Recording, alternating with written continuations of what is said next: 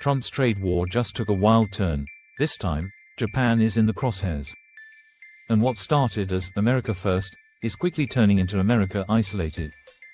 April 2nd, Trump drops a tariff bomb, then hours later, pulls a 180 with a 90-day delay. Whiplash much. But one thing's clear, a 25% tariff on Japanese cars is still looming like a guillotine. Trump tells Fox News that Japan dumps cars into the US but buys none in return. Sounds dramatic. But here's the truth he ignores: Japanese automakers build millions of cars in America. We're talking $60 billion in investments, 3.3 million cars made in the US every year. Toyota, Honda, Nissan, they're not invaders. They are the US auto industry now. Toyota made 1.25 million cars in the US in 2023. Honda, 970,000. Nissan, 770,000. Yet Trump focuses only on the trade deficit, not the jobs or factories they support across the country. So negotiations turn into theater. Japan shows up for serious talks. Trump waves his hand and says, "I'll send a letter, 25% tariff." That's not diplomacy. That's bullying. And the damage, massive. These tariffs won't just hit imports, they'll choke US supply chains. American-made Toyotas still need Japanese parts, engines, wiring, transmissions. Slap 25% tariffs on those, and suddenly US factories are drowning in higher costs. And guess who foots the bill? American consumers. Hybrid and small SUV prices will jump by $4,000. Families already stretched thin won't buy. They'll hold on to old gas guzzlers.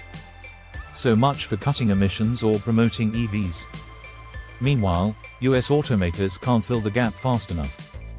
That means fewer choices, higher prices, and the market spiraling out of balance.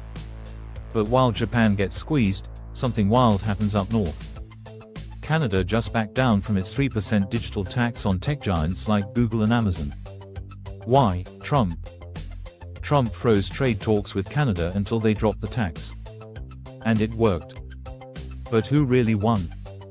Big tech, definitely not American workers. Canadian Prime Minister Mark Carney caved, hoping for a deal by July 21st. Trump's media crew cheered. But this wasn't a win for Main Street. It was a golden ticket for Silicon Valley. Google, Meta, Amazon, corporations raking in trillions, paying tax rates lower than the average cafe owner. And now, still untouched. US workers keep paying full price for everything, while big tech dances through loopholes. Trump says he's protecting America, but he's shielding billionaires, not you. Fair Tax Foundation says that Silicon Six made $2.5 trillion in profits over the last decade, and paid just 18.8% in taxes. The US corporate average is 30%. That's $150 to $250 billion in lost taxes. Enough to rebuild roads, fund schools, or boost healthcare. Canada tried to claim a tiny 3%. Trump said no, big tech said thanks. And here's the twist: if Biden wins or Trump loses steam, Canada might bring that tax back. And next time, they might join forces with the EU. That's right. A digital tax alliance is brewing. Trump may have won the battle, but he just started a much bigger war, one where the US could be the odd one out. And while Trump fights our allies, China quietly makes its move. Remember Canada's oil? It's now heading to China, not the US. Canada finished its Trans Mountain Pipeline expansion in May 2024. Triple the capacity. And who was first in line to buy? China, not America. China now imports 207,000 barrels per day through that pipeline. Canadian oil exports outside the US surged 60% this year. That's not just trade, it's a strategic shift.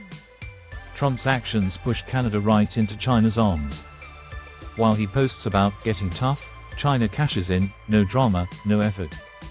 Even worse, US refineries need Canadian oil. Our plants are built for it. So while Trump talks independence, we're still reliant, and now losing leverage. And then came the nuclear option, Trump's new tariffs on China. 10%, 34%, now threatening 50% more. Some goods could hit 104% tariffs. That's insanity. Your $400 iPhone, try $800. That $20 toy, now $40.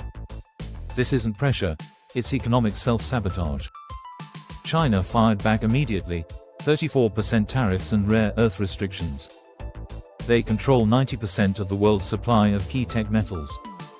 Want batteries or radar tech? Get in line. US companies now need a license to buy. And guess what? Most won't get one. It's an unofficial ban that could cripple US defense and tech sectors. The fallout: markets collapse.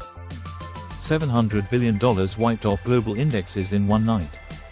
Wall Street, Hong Kong, Shanghai, all nosedive.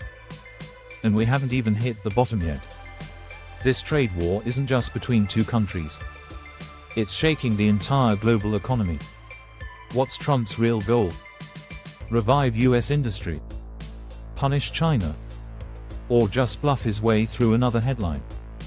Because as of now, this isn't strategy. It's chaos. It's isolation. And in the end, it's American families, workers, and small businesses paying the price. If you think this story deserves more attention, like, share, and subscribe to the Untold Compass. Drop your thoughts in the comments. Are we watching the rise of a new global order, or the collapse of the old one?